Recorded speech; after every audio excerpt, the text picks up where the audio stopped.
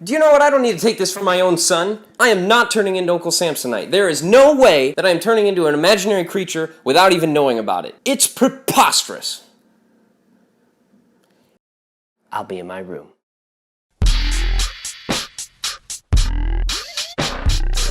Uncle Samsonite, the guy from Pillar Chase. Created all the way back in 2007 by the Bowen brothers and the Krochmal brothers. Jake Bowen, Larry Bowen, Ben Krochmal, and Nathan Krochmal. Hey, Editor Benti speaking. I just realized this. It's probably just Jake Bowen who runs the channel right now. It's literally in the channel's name, Jake Bowen TV. I might be stupid. Uncle Samsonite is their weird amalgam love child who I would not want to be in the same room with alone. This guy, no joke, looks like he eats coleslaw casserole.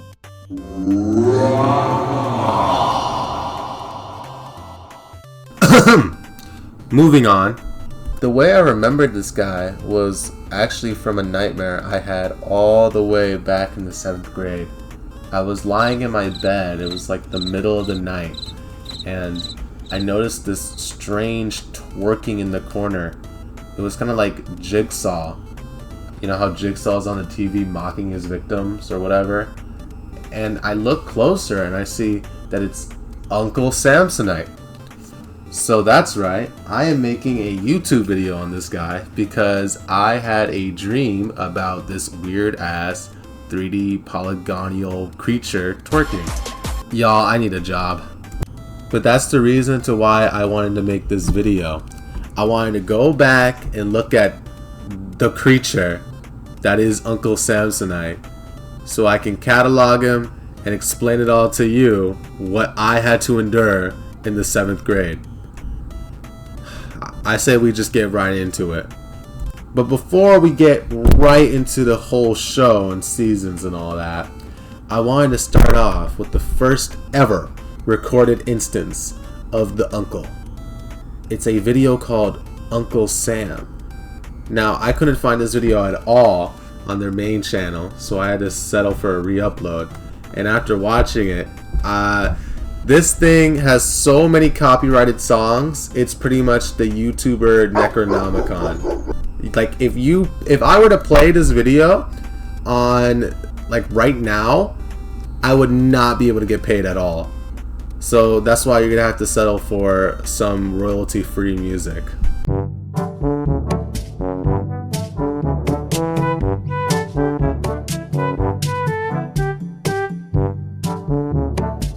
But don't worry, it doesn't last too long as they literally start to jump him. Like I'm talking, they start to beat his ass, bro. Get him up, let him get up, let him get up, let him get up.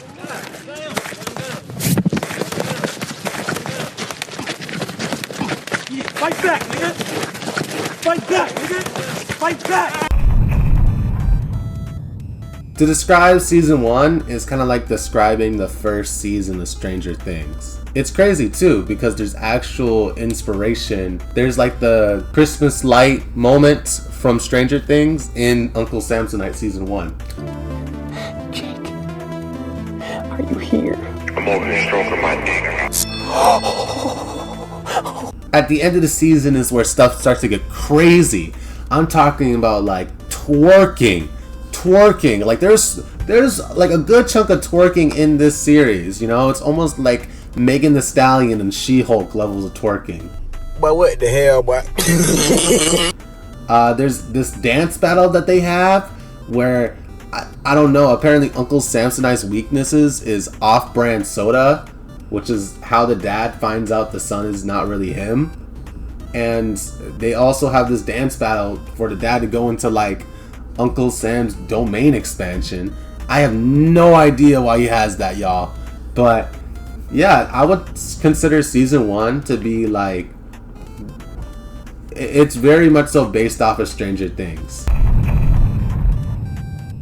Season 2 is where the stakes get higher. We actually learn that the Bowens, Mr. Dad and Jake Bowen, are apparently from this long lineage of freaking knights of yore, and Uncle Samsonite apparently possessed their great granddad. I don't know.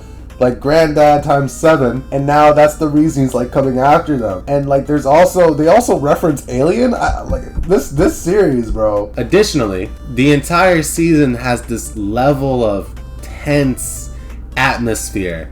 It's like you're never sure if something's gonna pop out at any moment. If the uncle is gonna appear and touch you and, you know, ride it, my pony. That's another thing too. Apparently, Ginuwine is like the theme of Uncle Samsonite. It's really weird. It's not until later in the season that we actually get some background behind them, you know, from a character who is apparently being stalked and harassed by Uncle Samsonite before the two main characters, which are, I think, the same guy. But we learn that Uncle Samsonite is a creature of old who needs a host every 10 years in order to stay in this realm. So Also, going back to that old fight with the great granddad times 7, there's this epic fight scene. Like, they actually popped off for this. Look at this. I'll have it playing in the background, but look at this. This is insane. Like, anime freaking Goku versus Frieza here. Now, unfortunately, there isn't that many episodes in season 3, with there only being 2. But I could tell you the first one is already a banger, with it being a parody of the sewer great scene from It. Do you want a balloon too, Georgie? But I could tell you this scene had that same level of tension in season 1. Because, like, you knew this kid was going to get got. There was no way that he was going to survive this experience and walk home and, I don't know, start a family or some shit. And in the end, that ended up holding true. But that's not what I want to talk about. The main thing I want to talk about in this season is the biggest reveal ever. I think this was also hinted at in season 1. It turns out that Uncle Samsonite's greatest enemy is, drumroll please, you guys probably can't hear that, Shrek, the green one. to describe the series of Uncle Samsonite is like describing an abstract painting. It's basically just this one massive shitpost that has like freaking movie quality. It's like if Ugandan Knuckles got a full feature-length animated movie, or I don't know, Hot Tool Girl got like a 6-episode series on Disney Plus. Short, Uncle Samsonite is a show made by a couple of kids all the way back in 2007. Like, this series is pure and genuine. And I'm still waiting for episode 3 to this day. But no, that's pretty much it. I hope you all have a good rest of your day.